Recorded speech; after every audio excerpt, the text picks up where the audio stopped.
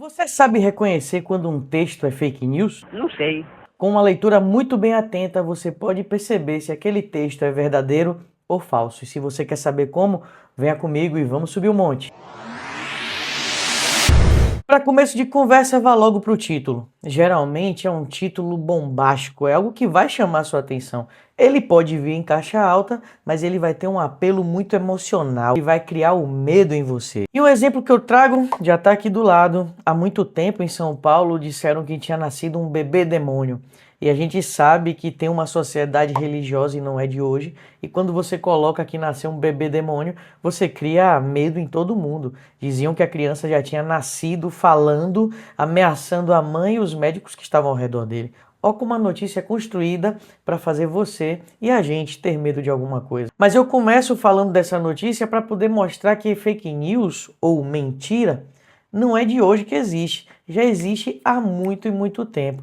Mas hoje em dia a gente precisa ficar muito mais atento porque as fake news circulam muito mais rápido com as redes sociais. Outra situação que faz você perceber somente pela leitura que aquele texto é uma fake news, e agora é para a galera que gosta de WhatsApp, é o excesso de exclamação. Toda vez que alguém quer passar uma informação falsa para você, ela quer lhe convencer, e a exclamação é o quê? Um grito.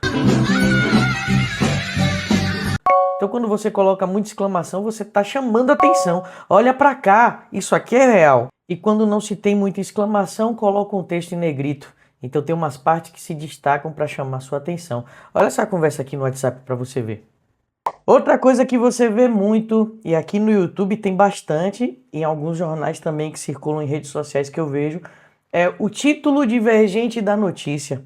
O título é divergente daquilo que está escrito ou daquilo que você vai ver dentro do vídeo. Vai dizer que você nunca viu aparecer um podcast para você com um título, aqueles cortes famosos, e naqueles cortes tem um título, e aí você acha que está rolando uma briga entre as pessoas, e quando você clica não tem nada a ver com aquilo.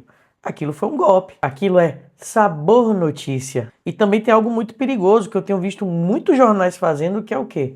Colocam lá a manchete para você ver, só que quando você clica você não consegue ler a notícia. E muitas vezes a notícia é diferente do que a manchete dizia. E aí você tem que pagar para poder assistir, para poder ler. E aí tem um problema, porque muita gente se alimenta somente da manchete e acha que aquela manchete é real, quando ela não é. Fique atento a isso também. Mas uma questão que acontece bastante também é o erro de português, o erro de ortografia. E no jornal e numa notícia você não pode ter esses equívocos da língua portuguesa. Então, fique atento porque os erros de português também dizem muito daquela notícia, se é verdadeira ou falsa. Além disso, você vai ver o uso de citações falsas ou rasas quando usam citações, né? Porque muitas vezes também eles nem dizem de onde vem essa pesquisa ou se é uma pesquisa mesmo. Não vai ter posse! Não vai ter posse! Você vai perceber também que essas notícias não têm datas, nem data do estudo, nem data de quando saiu, porque para ela estar sempre se renovando. Então, ó, até agora, uma simples leitura já desmascara uma notícia falsa por aí. 72 horas para o exército tomar conta. Se nós precisar ficar além das 72, travou. Ela também vai tentar te convencer pela raiva. E de que forma? Emitindo uma opinião, e geralmente uma opinião alarmista. E aí você deve estar se perguntando agora, como é que eu vou fazer para poder me sair desses casos, desses problemas e saber que uma notícia é verdadeira? Primeiro, observando tudo isso que eu já falei aqui. Segundo, leia o texto com calma. Procure na internet, procure em jornais físicos, procure em livros, procure ver se as pesquisas são reais, procure ver se aquilo tudo existe de fato. Confirme se aquela notícia é verdadeira, porque se veio pelo WhatsApp, se veio pela rede social, tome muito cuidado. Mas me diz aí, você já caiu em alguma notícia falsa ou até em um golpe? Deixa aí nos comentários que eu quero ler.